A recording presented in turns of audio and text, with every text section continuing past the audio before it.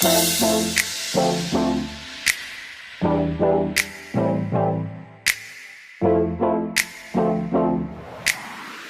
all. As we are learning all English topics and grammar topics and about spoken English.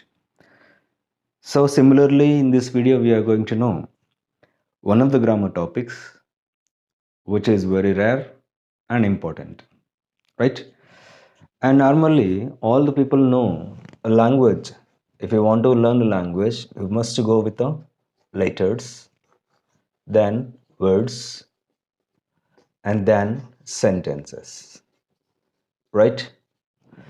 But among these three, there are a few more which we have to know that about classes, right? Which is very important. Classes. What is a class? See here, words are formed by letters, and of course, will give a good meaning, right? Then only it called a verb, right? Suppose A, B, C is also a combination of letters, but it is not a verb. It is not at all word because it doesn't give any sense, right? And the same sentences. A sentence is a group of words which gives a complete sense. And of course, you know that a sentence normally starts with a capital and ends with a full stop, right? But what is a class? A class is also a group of words and also contains like all features and sentence. But a class is a part of a sentence but not a sentence. It doesn't give actual complete sense, right? Class may support to the main sentence. Class may give information about the main sentence, but class doesn't depend on its own, right? So in that classes we are going to know there are two types, right? One is adjectival or adverbial clauses, which we are going to know in further video. But now we are going to know about relative clauses, right? Relative clauses. So what's the relative clause? So already there is a name mentioned relative. It's relate to a main sentence. What it's relate? Suppose if I have written here, she is my cousin. So you know this is a sentence, right? It's a sentence which has a group of words and also gives complete sense. She is my cousin. And here is relative clause if you want to use. So here relative clause uses are there are two. Number one is words number one use is to identify noun or subject.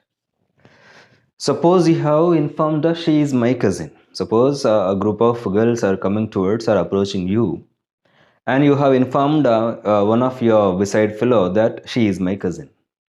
Then to whom you informed, he or she are not going to identify who's that a particular girl in the group. Then at that time you use relative clause to identify who is she. Right now the relative clause, she is my cousin who is in red dress. Right? She is my cousin who is in red dress. See here, it is a relative clause which helps to identify the subject, right? So then this is called a relative clause. And the second use is extra information. Extra information about again subject. I'll use the same. She is my cousin. She is my cousin who got first class in her class or first rank in her class. right? It is also a relative clause. It is not going to identify the subject, it is giving an extra information about her. She is not only my cousin, but also she got first rank in her class, right? Extra information. So, in these two uses, we'll use relative clauses to identify the noun or the subject or to give extra information about the subject. Then, how many types we can write? How many ways that we can express that? See here, the relative clause.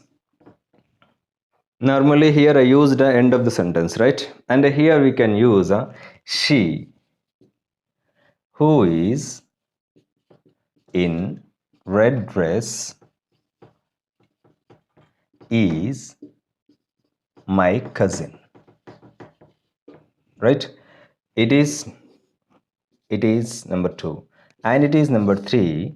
You may use the first who is in red dress, who is in red dress, she is my cousin.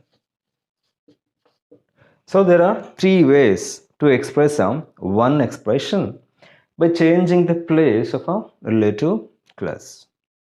Right? You may use relative clause at the end of main sentence or in the middle of main sentence or starting of main sentence. Right? But the meaning doesn't change, but the place of relative clause will change. Right? And here, how many relative clauses are there? See here, who is a word, who is a word, and which representate a noun, and which noun mean here person, which represents a place, when represents a time, that and this represents a again it are a noun. So these are called relative pronouns because the relative clauses starts with these words only. So relative pronouns. And one more thing here I'm going to give you, as the word represent a noun or pronoun here, right? As we know in English grammar, if a word represent a noun, then the word comes under adjective, right? Suppose here, she is beautiful. She is beautiful girl. So here is the word beautiful represents a noun. Then automatically beautiful comes under adjective. And here who also representing a noun or a pronoun, then who also comes under an adjective. Right?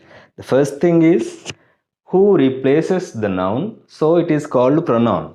These all are relative pronouns. First thing. And the second thing, as the word represents a noun, then it is also called as adjective. Second thing. And the third thing is the whole class which continues with the relative pronoun is comes under adjectival class. So here is adjectival class. Right? Adjectival class refers to whether a person, place, thing, these are, but not adjectival here. Adverbial refers to an action. So about this we'll discuss later. But now about adjectival clauses we are discussing, right? Adjective mean the basic you have to know. Adjective refers to noun or a pronoun, right? Adjective refers a noun or a pronoun. Then here who refers a person. Mean person mean here noun or a pronoun. Then if a word replaces noun, then called as pronoun, as it is class or relative pronoun, as it defines a noun, then the word comes under adjective. The whole class comes under adjectival class. Right? So this is about adjectival class. You may write, you may have seen maximum words that suppose here I'll give one more example that uh,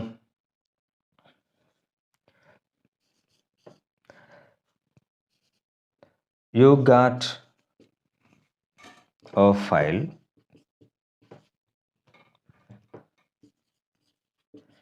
which we completed yesterday. Right? You got a file. Actually, it is a sentence which we completed yesterday. So it is which refers a file again. Then here, which, and when, of course, where. Right? I met my friend yesterday where we meet regularly, suppose. Right? And the rules are very horrible that are prepared by school, or those are prepared by school, right? Or those are prepared by an office, right? And I got a key about what you are searching, right? So these all are relative classes and also called adjectival classes.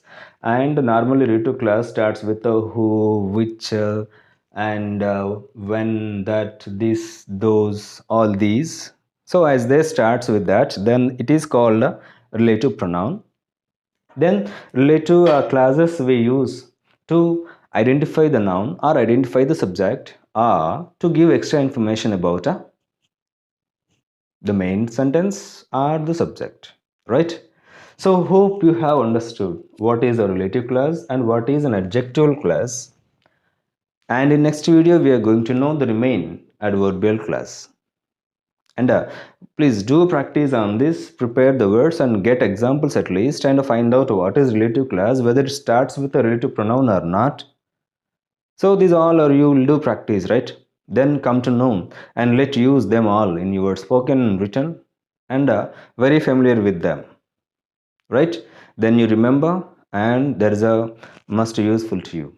So hope you will do these all the things, and again we will meet in our next video with a adverbial class in detail. Till that, bye all. Thank you.